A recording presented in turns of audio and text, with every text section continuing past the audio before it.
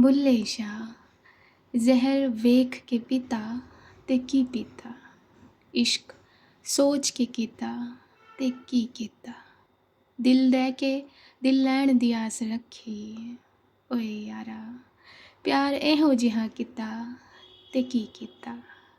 नमस्कार, आप सुन रहे हैं द गैंगस्टर सागा मोहब्बत पलों में मेरे साथ। पिछले एपिसोड में हमने जाना था कि दरगाह से कविशा घर आई थी अपने दिल में सुकून लिए, और उस सुकून का उसे फल मिला था सामने मॉम को देखकर।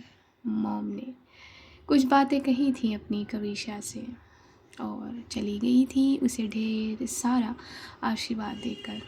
फिर प्रिया से कुछ फिल्मी बातें की थी कविशा ने। हाँ, वो ये कबूल कर गई थी कि उसे मोहब्बत है, लेकिन अपनी कबूलियत को उसने ठुकरा दिया था।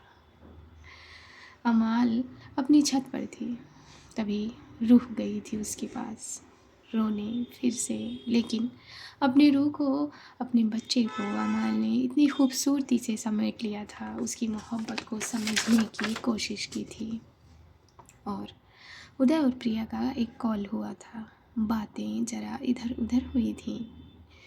बेकरी गई थी कविशा, चाय बनाई थी। इस बीच उसने न जाने कितनी बार अपने ऊपर अमाल की निगाहों को महसूस किया था। बस यही था पिछला एपिसोड। आइए आगे चलते हैं। अमाल को एक कॉल आया था, हाँ, कुछ ज़रूरतमंदों का कॉल। तो वो उस कॉल पर निकल गई थी। जब वो उस जगह पहुंची तो देखा कि 2 बुलडोज़र लिए कुछ गुंडे टाइप लोग खड़े हुए हैं। अमाल ने निडर होकर उन गुंडों का सामना किया और उन गुंडों का कहना था कि ये ज़मीन हमारे मालिक की है। तभी उन सब के मुंह पर फेंक कर मारे थे अमाल ने उस ज़मीन के पेपर। और वहाँ जो हवलदार के साथ कोतवाल साहब थे वो भी पेपर्स पढ़ते नज़र आए थे। अमाल ने सीधे सीधे उन गुंडों को ललकार लिया था कचहरी में।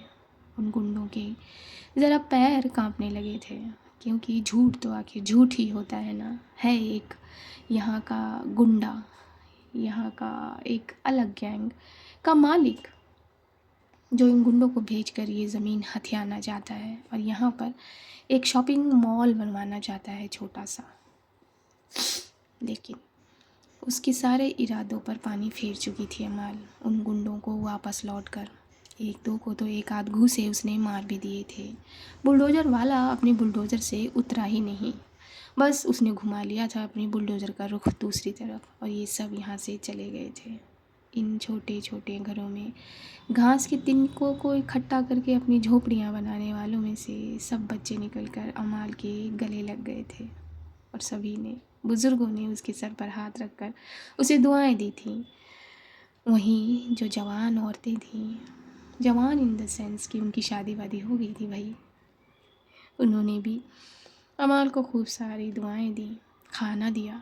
खाने में था चोखा, भरता आलू का, जिसे चोखा कहा जाता है वहाँ, दाल थी और दाल के साथ साथ वो आटे की गोल गोल लिट्टियाँ भी थी, जिन्हें देसी घी में सान कर कोयले की आग में सेंका गया था और प्याज काट कर दी थी। अमाल ने उन 2 लिट्टियों को खा लिया था। दाल की कटोरी वो अपने लबों से लगाकर पी गई थी। चोखा भी उसने उन लिट्टियों के साथ ज़रा सान कर खा लिया था। हाँ, वो खुश हुई थी थोड़ी देर के लिए। सभी से प्यार और आशीर्वाद लिए वो निकल गई थी अपनी स्कॉर्पियो को लेकर। मॉम ने उदय को कॉल करके घर बुलाया था। जी मॉम, आपने बुलाया? हाँ हाँ, मैंने ही बुलाया तुझे। अच्छा सुन। जी मॉम। हाथ बांधे उदय खड़ा हो गया था। कहाँ तक काम शुरू हुआ है वहाँ? कहाँ तक पहुँचा है? शुरू तो बहुत पहले हो गया था ना। मॉम ने ज़रा अपना पान बनाते हुए अपनी भौं को सिकोड़ लिया था। जी मॉम, वो हो रहा है, हो रहा है, वो तो मुझे भी मालूम है, लेकिन कितना हो रहा है? हाँ, कितना टाइम लगेगा? बच्चे कहाँ कहाँ घूमेंगे भाई? घर बनाओ, उनका कमरा बनाओ, उनके लिए सोने के, उनके बिस्तर का इंतज़ाम करो, खानसा का इंतज़ाम करो। क्या कर रहे हो तुम लोग? इतना टाइम हो गया। मॉम जी वो क्या वो? हाँ, तुम बहुत लापरवाह हो गए उदय। नहीं मॉम जी, क्या नहीं? हाँ, अमान तो परेशान है, फिर भी परेशानी में इधर उधर घूमती रहती है। मैं भी तो घूमता रहता हूँ ना मॉम जी। वो बॉस ने हॉस्पिटल बनाने के लिए भी तो काम दे दिया है ना, वहाँ भी मुझे देखना होता है। अच्छा ठीक है, बस गाने लग जाता है अपने काम। कहाँ तक पहुँचा? अनाथालय की बात कर रही थी यहाँ मॉम। मॉम सारे कमरे, मॉम जी सॉरी। उदय की बातें भी अजीब ही थी। अपने पान में ज़रा कसैली थोड़ा सा रफ करके डाली थी मॉम ने, छोटे छोटे टुकड़े करके, और उस पान के पत्ते को मोड़ लिया था 3 तह के साथ, और बस अपने उल्टे गाल में ज़रा दबाव डालकर घुसा दिया था। हाँ बोल, क्या बोल रहा है? वो मॉम जी हो गया है, इमारत तो तैयार हो गई है, और मैंने बेड के लिए भी बढ़ई को बोल दिया है। बस वो वहाँ आएगा, लकड़ियाँ गिरवानी है। हाँ तो कब गिरेंगी लकड़ियाँ? हाँ कब गिरेंगी लकड़ियाँ? आज ही गिरवाता हूँ ना मॉम जी, मैं आज ही गिरवाता हूँ। जा जल्दी काम कर, देर नहीं लगनी चाहिए उसमें, जा। जी जी मॉम जी। और उदय अपना सर झुकाए बाहर की तरफ बढ़ गया था। आमान ने विनय को कॉल किया था वहाँ से निकलते वक्त। मैं रूह की बड़ी बहन बात कर रही हूँ। आमाल जी, जी तुम विनय हो, मालूम है मुझे। मुझे मेरी रूह ने बताया। तुम 10 मिनट में यहाँ आ सकते हो? आमाल ने एक जगह का नाम लिया। जी जी जी, मैं 10 मिनट में पहुँच जाऊँगा। हाँ ठीक है। इतना कह के अमाल ने फ़ोन कट कर दिया। अब विनय के ज़रा पैर थे, शेक करने लगे थे। उसने फट से रूह को कॉल लगा दिया था। रूह, क्या हुआ? एक ही का फ़ोन आ गया क्या? डायरेक्ट रूह ने पूछ लिया था। तुम्हें कैसे पता? इतना काँप जो रहे हो तुम काँप क्यों रहे हो? मेरी एक बहुत अच्छी है। हाँ हाँ, लेकिन उनके पास गन भी तो रहती है ना। हाँ तो क्या तुम्हें वो अपनी गन से उड़ा देंगी? क्या भरोसा। चुप रहो, ज़्यादा बोलने की ज़रूरत नहीं है। क्या कहा है कि ने? मुझसे मिलना चाहती हैं। 10 मिनट में बुलाया है मुझे। हाँ तो 10 मिनट में पहुँचो, वरना जो तुम्हारे पैर काँप रहे हैं ना, वो काँपने लायक नहीं रहेंगे। तो तुम भी डरा रही हो? नहीं, मैं डरा नहीं रही हूँ, आगाह करा रही हूँ। तो ठीक है, फ़ोन रखो। विनय ने फ़ोन काट दिया था। रूह हंस पड़ी थी। विनय फट से अपनी बाइक लेकर निकल गया था उस जगह जाने के लिए जहाँ अमाल ने उसे बुलाया था। यहीं उदय जो है वो न जाने कौन सी जगह घूम रहा था। एक मार्केट जगह थी जहाँ अलग अलग तरीके के लोग थे, बहुत गुंडे टाइप, और वो अपने मुंह को ज़रा गमछे में लपेटे कुछ तहकीकात कर रहा था। तभी उसे एक आदमी दिखा और उदय ने उसका पीछा किया। पीछा करते करते वो आदमी एक खंडर में पहुंचा, गांव का खंडर, जो दीवारें बनी ही नहीं थी कि पहले ही उजड़ गई थी। उनके पीछे एक गिरोह था। गिरोह इन द सेंस 6-7 आदमी थे, और वो बहुत बड़े बड़े थे, और उनकी गाड़ियाँ भी खड़ी थी। ये तो नहीं, गोल्डन हॉर्स। और उनकी गाड़ियों पर एक हॉर्स लगा हुआ था, एक हॉर्स का सिंबल था जिसका कलर गोल्ड था। तो ये गैंग जो था वो गोल्ड हॉर्स के नाम से प्रचलित था। तो ये इस गैंग का बंदा है। ये बात तो मुझे बॉस को बतानी होगी, लेकिन ये बातें क्या कर रहे हैं? नहीं, कुछ सुनाई भी नहीं दे रहा। अगर मैं पास में गया तो वो लोग देख लेंगे। नहीं, अभी मुझे वापस जाना चाहिए और बॉस को इसके बारे में इत्तला देनी चाहिए। उदय ने बड़ी सावधानी का काम किया, समझदारी का काम किया, और वो वहाँ से अपने कदम बड़ी चुप्पी से बाहर निकाल आया था और अपनी बाइक पर बैठा था, अपनी फटफटिया पर, और घुमा ली थी उसने ज़रा धूल उड़ाते हुए अपनी बाइक। कविशा अपना बैग अपने सीधे कंधे पर टांगे एक रिक्शे में बैठी हुई थी। अपने सर पर दुपट्टा रखे, अपने होठों को अपनी नाक से अपने दुपट्टे से ज़रा बांधे क्योंकि धूल उड़ रही थी। और रिक्शे वाले को उसने रोक दिया था। ये एक एजेंसी थी। एजेंसी के अंदर कविशा गई थी और उसने अपने बैग से एक डायरी निकाली थी जो इस एजेंसी की थी। ये एजेंसी उन्हें अपनी ये डायरी दिया करती थी जो इस एजेंसी से लोन लिया करते थे।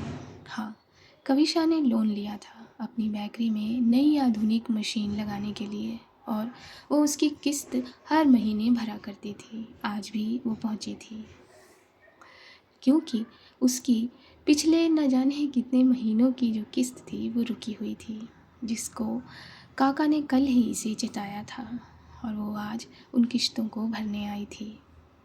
और डायरी उसने सामने वाली एक खिड़की के अंदर दी थी जहाँ एक आदमी बैठा हुआ था। उसने डायरी के पन्ने पलटे और अपने रजिस्टर के पन्ने पलटे, दूसरा रजिस्टर निकाला, उसके पन्ने पलटे। अरे मैडम, ये लीजिए आपकी डायरी, आपकी किस्त तो पूरी हो चुकी है। उस आदमी की बात ने ज़रा कविशा को हैरान किया।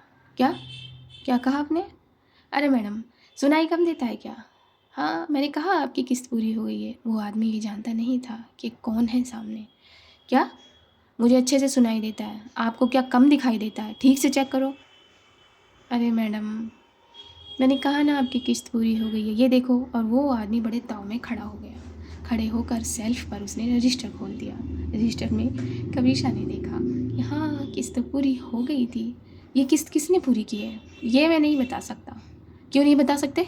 ये मेरी किस्त है ना, ये मेरे नाम पर है। तो तुम मुझे कैसे नहीं बता सकते कि किसने दी है ये सारी किस्तें? अरे मैडम, हाँ बोलो। कविशा ज़रा अपने अंदाज में आने लगी थी। और ये किस तरह के से बात करते हो तुम? हाँ, तुम्हें तमीज़ नहीं है क्या बात करने की? कि हम इस संस्था के मेंबर हैं। संस्था के मेंबर छोड़ दो, एक औरत से बात करने की तमीज़ नहीं है क्या बिल्कुल भी? अरे मैडम, आप तो गुस्सा हो गई। गुस्सा हो गई? गुस्सा हो जाऊंगी ना तो तुम अपने पैरों पर खड़े नहीं रहोगे। अरे मैडम जी, सॉरी। उस आदमी ने हाथ जोड़ लिए थे। वो हट्टा खट्टा काले से रंग का दिखने वाला आदमी बड़ा थोड़ा सा डरावना तो लग रहा था, लेकिन कविशा उससे भी नहीं डरी थी।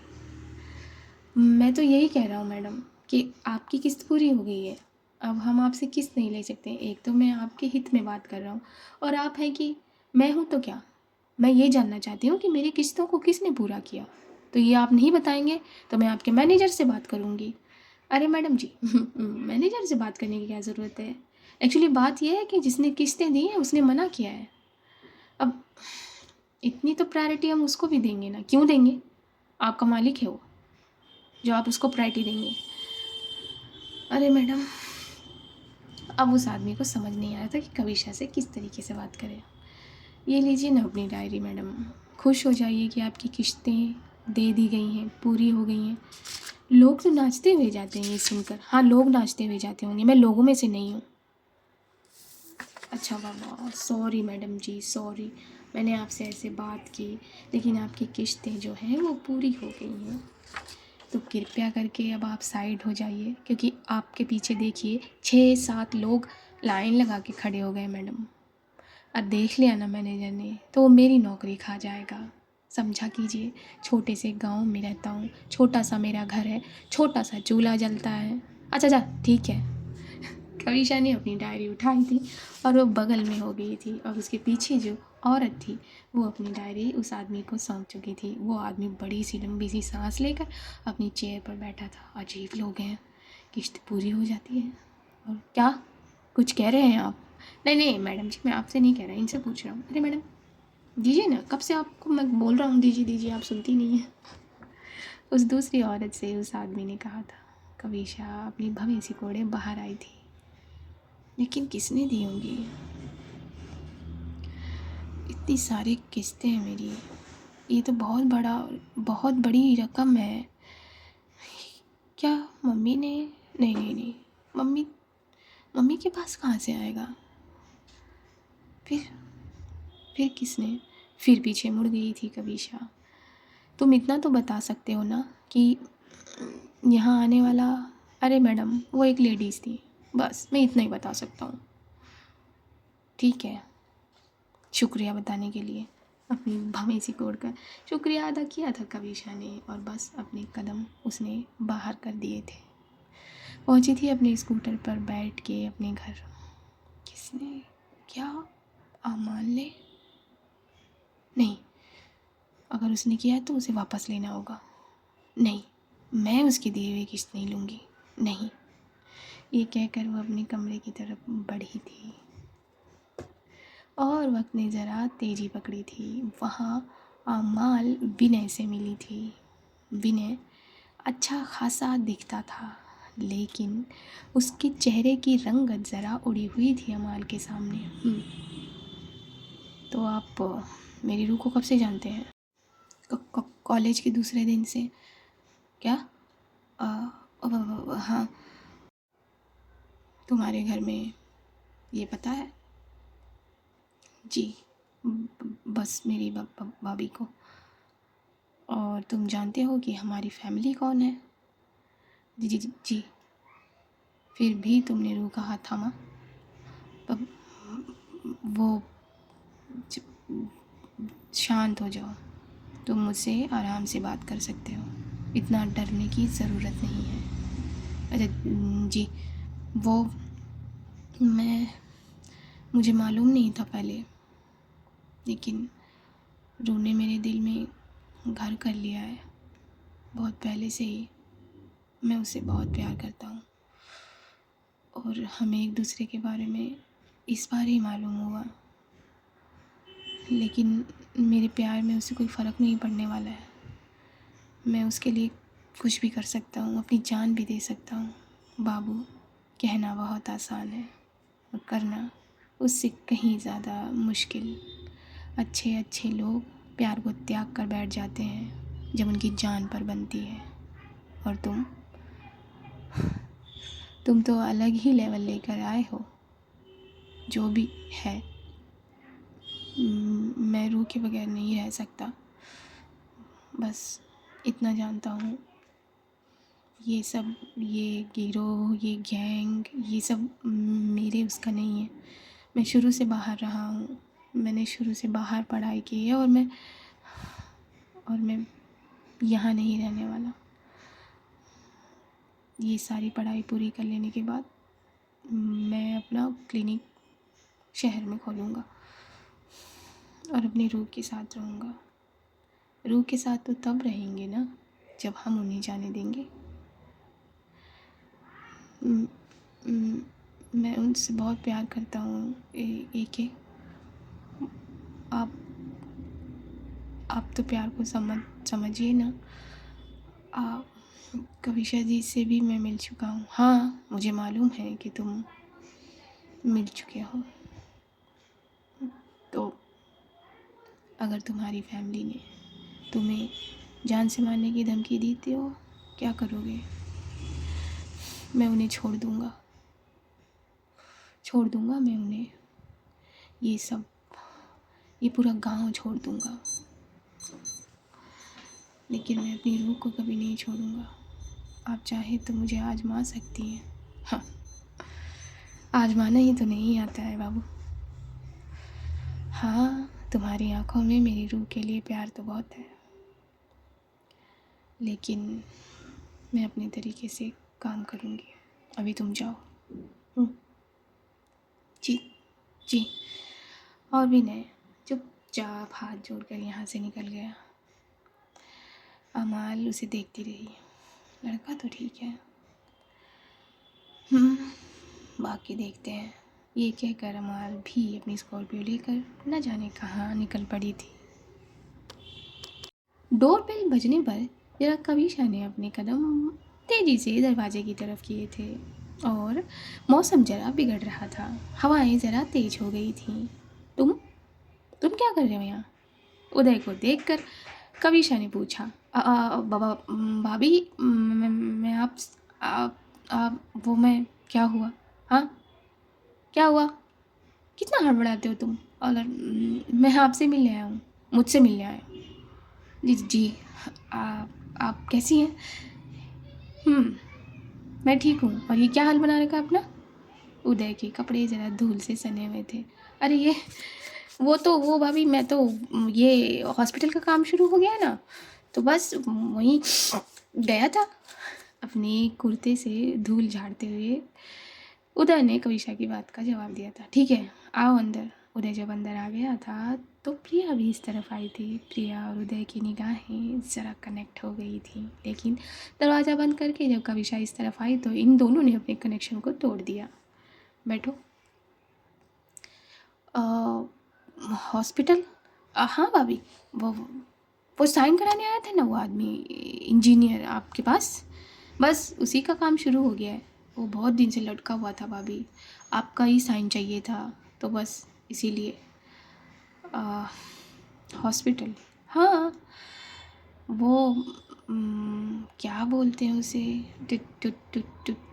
ट्यूबरक्लोसिस, कविशा ने कहा। हाँ हाँ भाभी, वाह भाभी, आप तो एक बार में बोल लेती हैं। मुझसे तो बोला ही नहीं जाता। टीबी, टीबी का वहाँ हॉस्पिटल बनेगा, बॉस ने कहा है, तो उसका काम शुरू हो गया इमारत खड़ी करने के लिए। अच्छा ठीक है, तुम चाय पियोगे? हाँ भाभी, पीऊँगा, ठंड भी लग रही है थोड़ी सी। ये कहकर उसने अपनी जांघ को रगड़ा था अपने सीधे हाथ से। और कविशा चाय बनाने के लिए किचन में चली गई थी। हॉस्पिटल?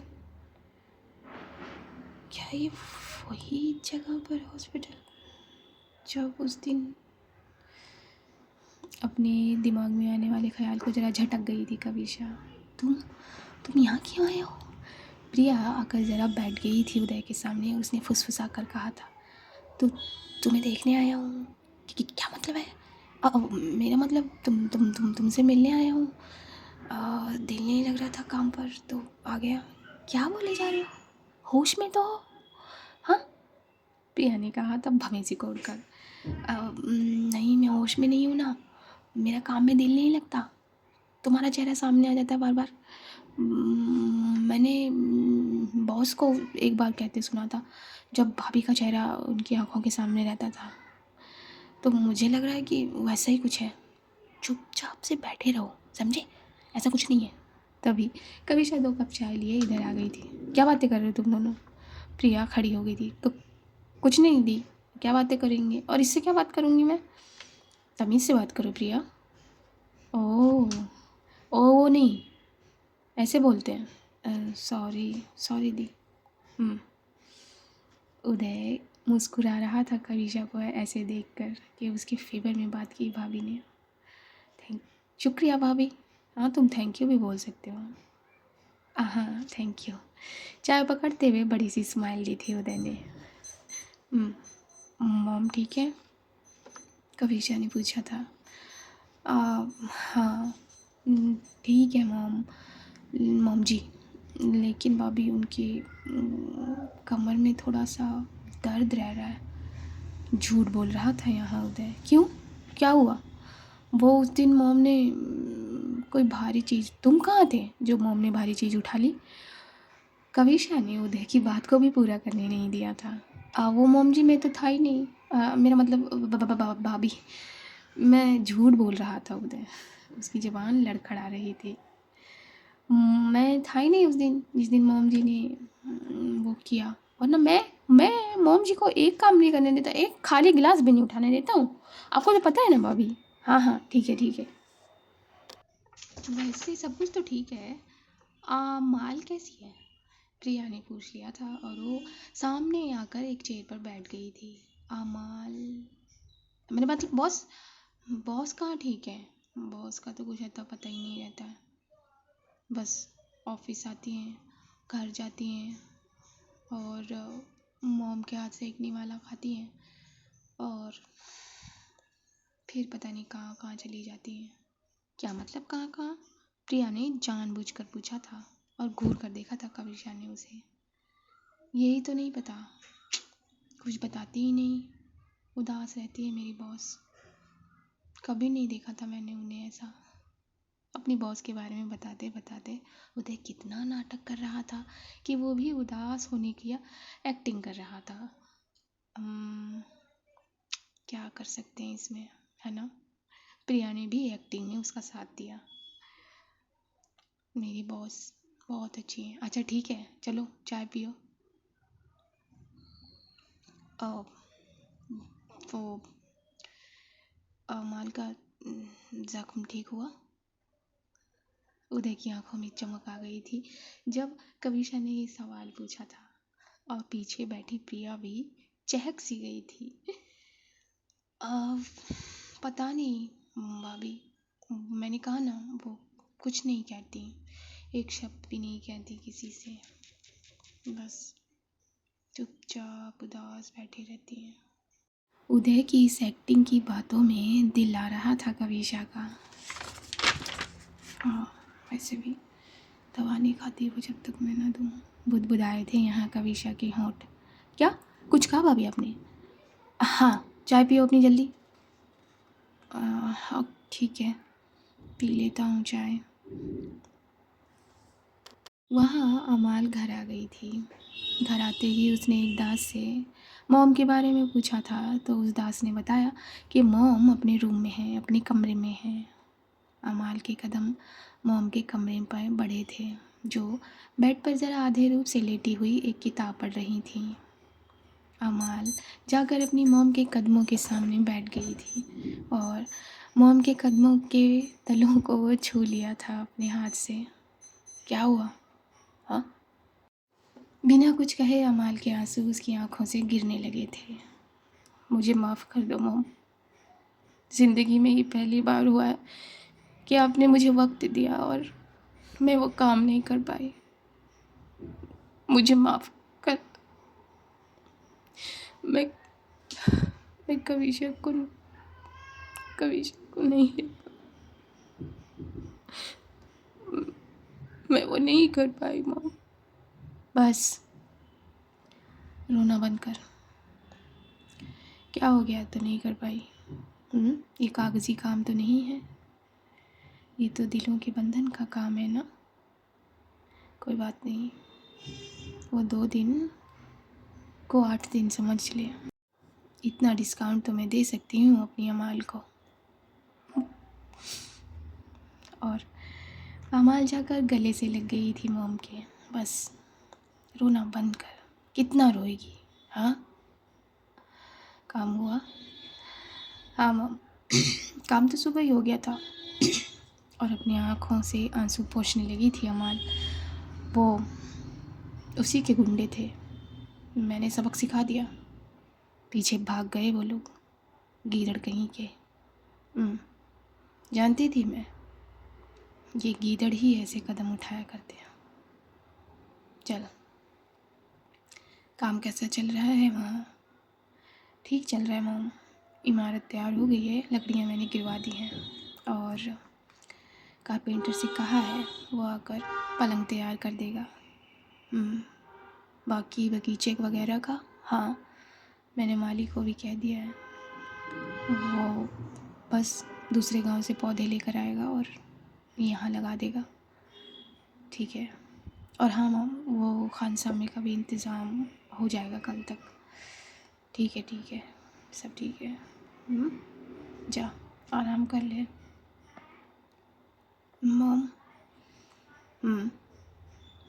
वो आपसे कुछ कहना था। हाँ बोल। ये जो गोल्ड हॉर्स गैंग के मेंबर्स थे, जिन्होंने जिन्होंने जो लाइन टाइट हो गई थी मॉम की, बाबा पर गोली चलाई थी, क्या उनमें से सब उसमें शामिल हैं? नहीं, सब शामिल नहीं हैं, सिर्फ़ और सिर्फ वो 2 लोग शामिल हैं। उन 2 लोगों में से एक का नाम विनय के फादर से बिल्कुल मैच खाता था। जी मॉम, ठीक है। जा, अब सो जा। और अमाल के कदम अपने रूम की तरफ बढ़ गए थे। रात हुई थी, उदय वहाँ से निकल आया था। अपनी फटपटिया पर बैठे वो अमाल की तरफ बढ़ा था, क्योंकि उसे वो पॉइंट बताना था जिसकी वो तहकीकात कर रहा था। बारिश होने लगी थी बारिश की बूंदों ने तेजी थामी थी और कविशा अपने कमरे की खिड़की पर खड़ी थी। इन बारिशों को गिरते हुए देख रही थी। फट से उसने खिड़की के नीचे ताका था सड़क पर। उसे लगा कि अमाल वहीं खड़ी होगी उसे ताकते हुए, लेकिन नहीं, वहाँ सिर्फ इक्का दुक्का गाड़ियाँ जाते दिख रही थीं, वो भी फटफटिया, और कुछ नहीं। कविशा ने घूंट गटका था। कविशा सब कुछ सोच रही थी। वो आमाल का बारिश में भीग कर उसका इंतज़ार करना, आमाल का उसको उसकी कमर से पकड़ लेना, और याद है उस बेड पर आमाल के वो गाने के लफ्ज़ जो उसके कान में बुदबुदाए थे, आज भी उसके कानों ने याद कर लिया था और उसके रोए भर भर आ गए थे ये सोचकर, और उसके दिल ने मुस्कान ली थी जिसका असर उसके होठों ने दिखाया था। आमाल छत पर चली गई थी इस बारिश में भी वो जाकर अपनी चारपाई पर लेट गई थी और अपने चेहरे को उसने आसमान की रुख पर लगा दिया था। बूंदें उसके चेहरे पर गिर रही थीं और वो अपनी कविशा को याद कर रही थी। मुझे एक बार बात करने का, सिर्फ एक बार बात करने का मौका दे दो, लेकिन मैं कैसे हिम्मत करूँगी उसके सामने अपने आप को खड़ा करने की, कैसे। लेकिन मेरी मोहब्बत में और ज़्यादा बढ़ोतरी हो गई है कवि, मेरी कवि। मैं तुम्हें कभी नहीं खो सकती, ये याद रखना। बस एक बार मुझसे मिल जाओ। ये दिल तुम्हें और चाहने लगा है, इसकी चाहत बेशुमार हो गई है तुम पर। ये धड़कनें अब और ज़्यादा तुम्हारा नाम लेती हैं। मैं तुमसे और ज़्यादा प्यार करने लगी हूँ कविशा। तभी वहाँ खिड़की पर खड़ी कविशा को जैसे आभास हुआ हो कि किसी ने उसकी कमर को थाम कर अपने आप से चिपका लिया है। पीछे मुड़ गई थी वो उसी पल में, लेकिन कोई नहीं था। ये क्या हो रहा है मुझे? मैं ना चाहते हुए भी उसके बारे में क्यों सोच रही? तभी मम्मी के कदम इधर आ गए थे और फट से कविशा ने अपनी आँखों को पोंछ लिया था। क्या हुआ? क्या सोचने लगी है? आ मेरे पास बैठ, कुछ ही पल तो हैं। क्यों? मैं कहाँ जा रही हूँ मम्मी? क्यों? अपने घर नहीं जाना? क्यों? ये मेरा घर नहीं है मम्मी। हाँ है तेरा घर, लेकिन वहाँ सब तेरा इंतज़ार करते होंगे। हाँ? नहीं, कोई इंतज़ार नहीं करता मेरा वहाँ। हाँ तुझे बहुत पता है। चल इधर आ और बाल खोल अपने। पूरे झाड़ू बना रखे हैं, तेल नहीं लगाती इनमें। और अपने घुटनों के पास कविशा को खींचकर मम्मी ने बिठा लिया था और नारियल का तेल अपनी हथेलियों में चपोड़ कर उसके सर पर मसलने लगी थी। नहीं, मेरा वहाँ कोई इंतज़ार नहीं करता। हाँ, और कोई करेगा भी तो तुझे क्यों बताएगा? और क्या वजह है जो घर नहीं जाना है? मम्मी, क्या मैं आपके पास नहीं रह सकती हूँ? रह सकती है बेटा, रह सकती है, क्यों नहीं रह सकती है? लेकिन भूल गई है वो हवेली कितनी बड़ी है। हाँ, उसकी शान में कमी करना चाहती है। नहीं मम्मी, ऐसा ऐसा मैं कभी नहीं करना चाहती। तो फिर आमाल जानती है आमाल कितना प्यार करती है तुझसे। नहीं, मैं नहीं जानती, ना मैं जानना चाहती हूँ। भवें से कोड़ कर झटक दिया था ये ख्याल कविशा ने। बेटा, ऐसे बहुत कम लोग हैं इस दुनिया में जिनकी ज़िंदगी में वो इंसान आता है जो उन्हें बेइंतहा मोहब्बत करे। मैं तुझे कितनी बार समझाऊँ यही बात। जब तुम थक जाओ तो अपनी बाहों में लेकर तुम्हारी थकान को कम कर दे। हाँ, जब तुम हार जाओ दुनिया के इन सारे कामों से, हार जाओ परीक्षा देते देते, तो वो तुम्हें अपनी बाहों में जकड़ कर तुम्हें जीत का एहसास कराए। जब टूट जाओ तो वो तुम्हारे तिनकों को उठाकर तुम्हें फिर से जोड़ दे। ऐसे इंसान सबको हासिल नहीं होते मेरी जान, क्यों नहीं समझती तू? हाँ, अमाल हीरा है, हीरा। तुझे तुझे वो इतनी मोहब्बत देगी कि तेरे अंदर की ये सारी कड़वाहट ख़त्म हो जाएगी, मुझे मालूम है। तो क्यों उस पर नर्म नहीं करती अपना दिल? सोचने लगी थी कविशा मम्मी की इस बात पर, और उसकी आंखों से आंसू निकल आया था। क्यों आप सबको यही लगता है कि मैं कड़वी हूँ? क्यों आप सबको यही लगता है कि मैं पत्थर हूँ क्या? मुझ में भी फीलिंग्स है मम्मी, मुझे भी तो तकलीफ़ होती है ना।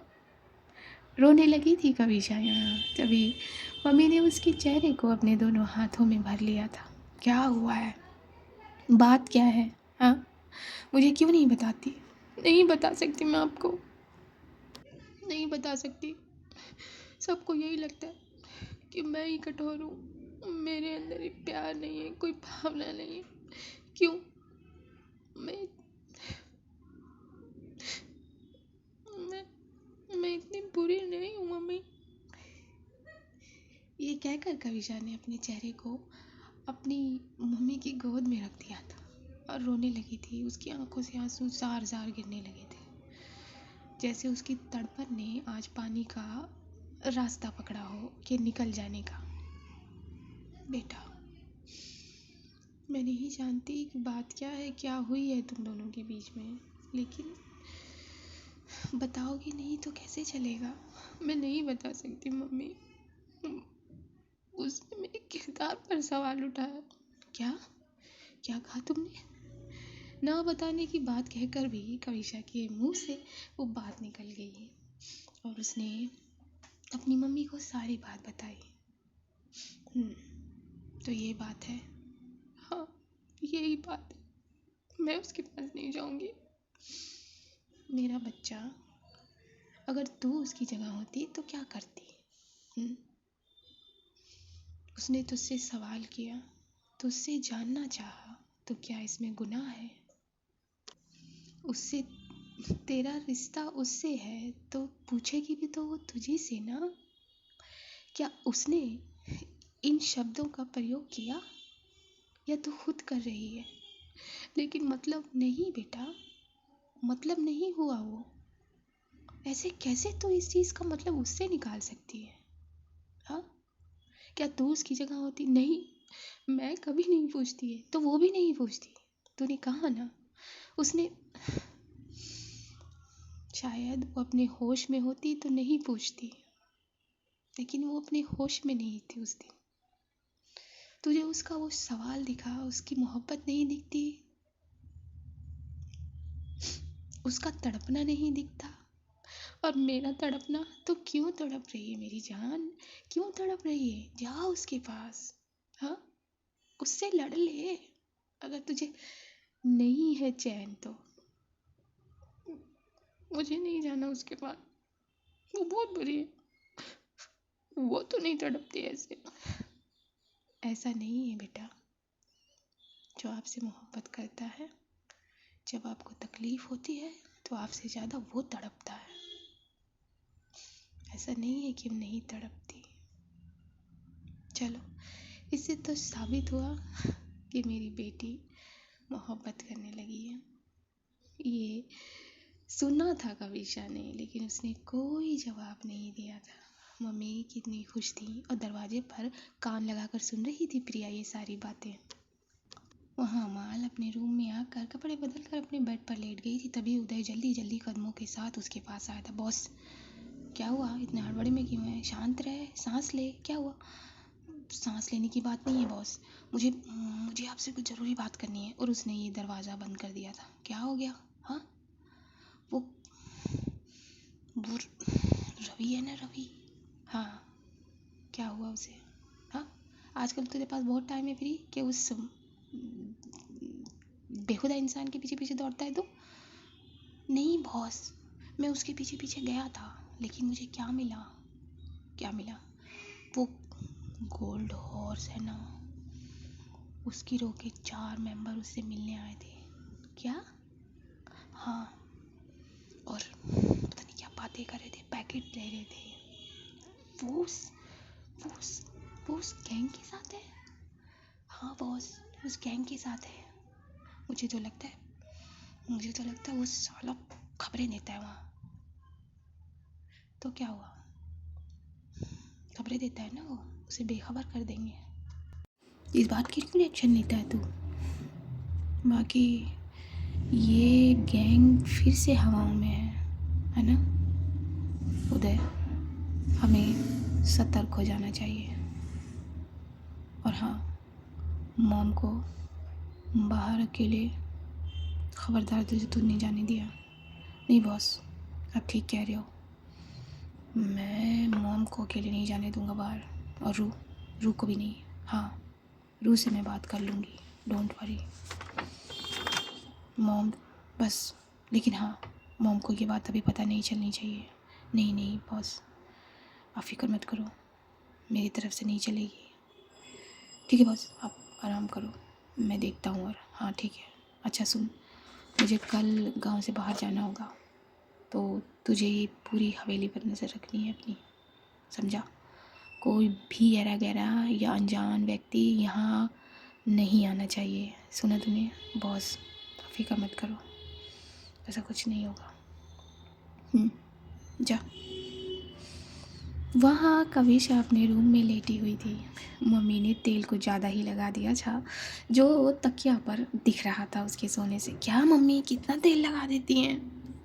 तभी कविशा का फ़ोन रिंग कर गया था। उसने फ़ोन उठाकर अपने चेहरे के सामने किया था, तो वो किसका फ़ोन था? रू का फ़ोन था।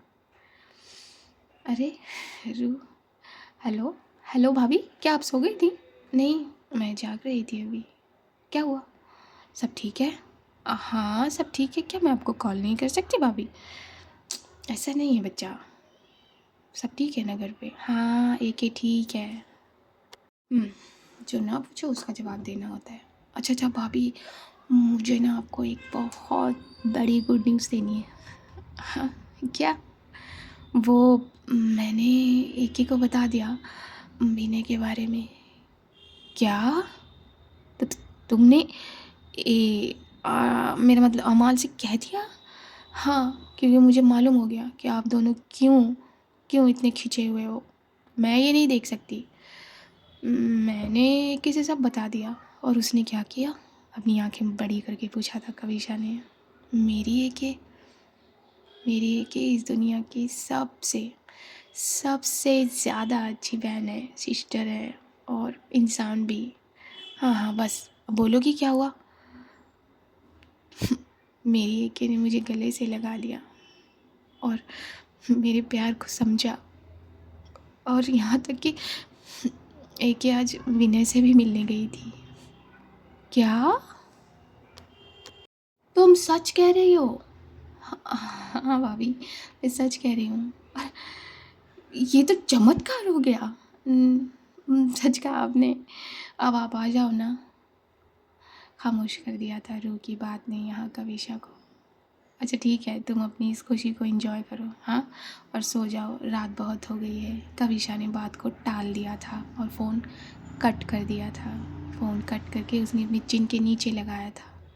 क्या सच में उसने ऐसा ही किया? हाँ, एक बात तो है उसमें, वो प्यार को बहुत अच्छे से समझती है।